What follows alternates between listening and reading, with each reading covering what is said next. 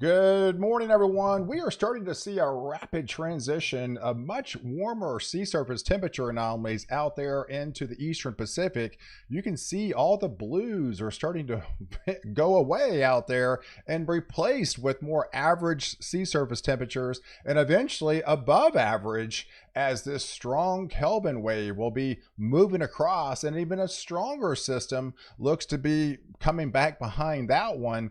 And we're starting to definitely see that steady rise is what we were expecting coming out of that La Nina that we were locked in over the winter months.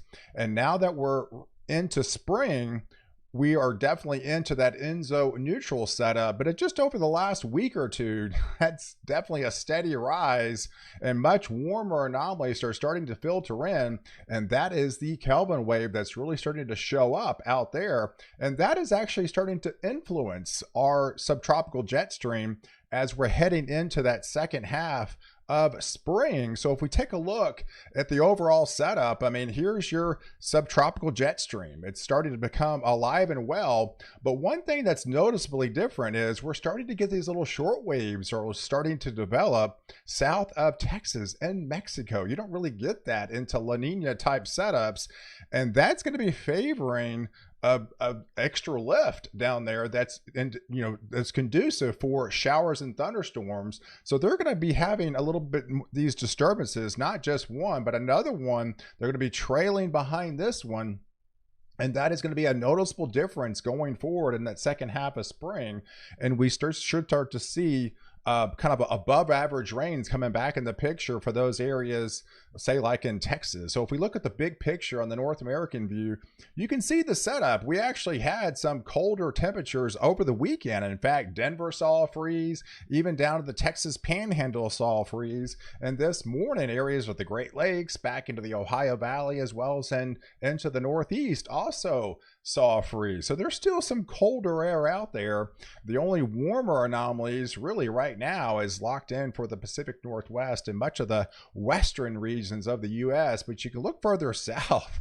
That is very cooler air, and that is really rain-induced air of that little disturbance down there into Mexico that's sneaking into Texas, bringing some much-needed rain for those areas into central Texas, places like San Antonio, down there towards Austin. So if you take a look at the next 48 hours with those two disturbances are going to be coming in, one today and then one tomorrow. So we've got that trough coming in off the west coast. That's going to bring some heavier rains, moderate to heavier rains into central and northern California and back into Oregon and Washington.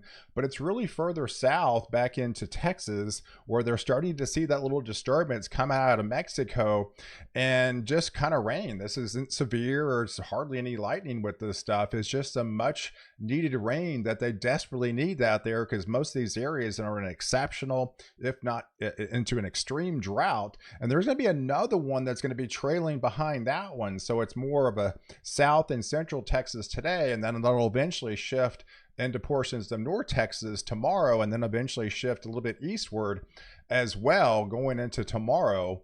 So yeah, then going into Thursday, we'll be watching the West Coast. So we have a trough coming in, and then we'll have another little upper level low that's going to be getting its act together. This is a cold low, so that means there's going to be more snow for those areas into Canada and in a deepening area of low pressure. And then once it hits the middle part of the country, you've got plenty of warmer air to tap into, and we'll start to see more storms fire into the evening hours ahead of a little bit of a stronger cold front. So there's the low pressure center getting up into Canada down to a 985 millibar low pressure. A lot of high winds with it, very heavy snow up into Canada.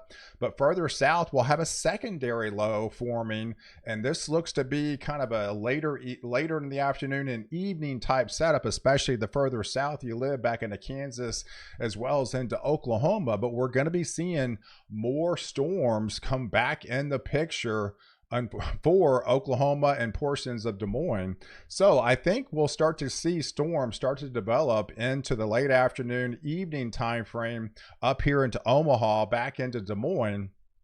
And then as we get into the evening time, this will start to fill in further south into Kansas City, back into Topeka, getting into Wichita, and eventually make it all the way down into the overnight hours into Tulsa and back into the Oklahoma City region. Now, of course, this region is no stranger for severe storms. They've been inundated with severe weather, it seems like time and time again, and yet another similar type setup, unfortunately, is going to unfold. And this is just April, folks. This is the latest data. Now we're right at 158 tornadoes reported just for the month of April in the last 3 weeks. So it's definitely been active, and it's just been crazy active for areas like into Wisconsin, folks. I mean, typically year to date, they typically only see about 3 tornado warnings from year to date, and they've had 82. It's been crazy, insane.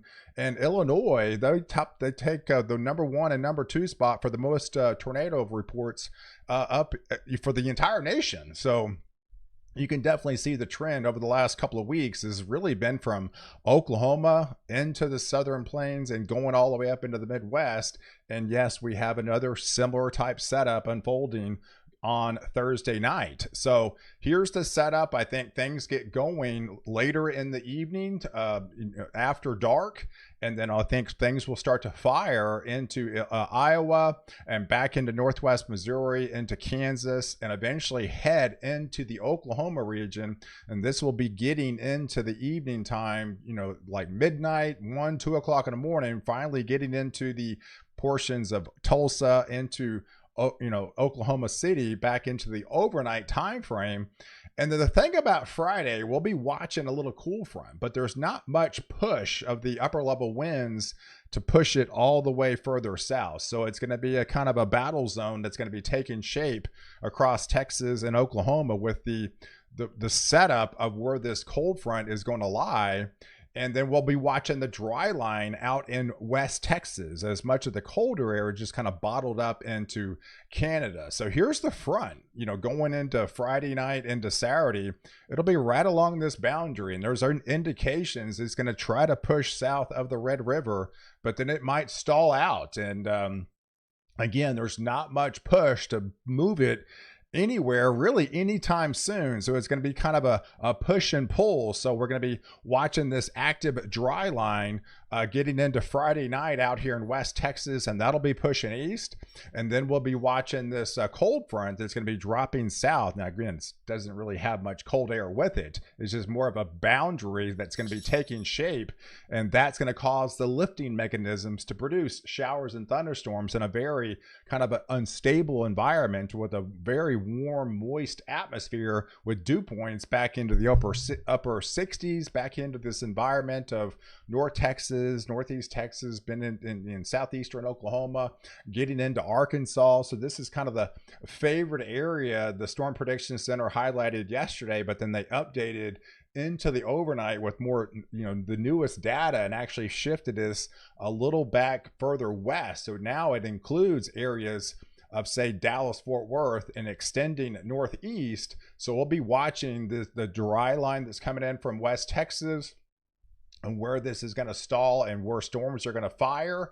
And then the cool front that'll be sagged across this region, it's going to be trying to move further south. So this will be the activation zone of showers and thunderstorms as we head into, say, after that 5 o'clock time frame. And I think even on Saturday, we'll likely go through the same type of setup, because again, the positioning of the front moves south of the Red River, but there's not much upper level wind support to push it further south than that. So it's going to stall somewhere in that vicinity, and right around that zone with the dry line is going to be more showers and thunderstorms that will likely turn severe during the day during the evening time frame, likely after a kind of a 5 o'clock type setup, a similar type setup that you would have on Friday. And we could be looking at Sunday, Monday as well. So we have a similar type setup with the dry line moving in from West Texas, stalling somewhere, and then kicking off showers and thunderstorms, and those will be activated. And then we have the little cool front that'll be the boundary of additional lift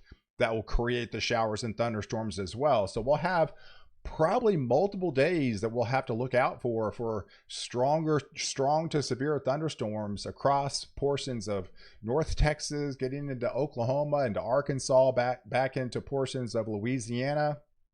We'll do it all over again over that that four corner region, and I think we'll do it again going into that Monday time frame, even potentially Tuesday, as definitely an active pattern looks to unfold. So if we break it down over the next 7 days, I mean, the story is really not the temperatures. I mean, these temperatures aren't really that bad. They're not below average a week after that, but right now, where you see the cooler anomalies is really more rain induced, other than besides that. But so let's look at the overall rain amounts for the next 7 to 8 days. So we know we got the trough coming in off West Coast, so we've got above average rains moving into northern and central California.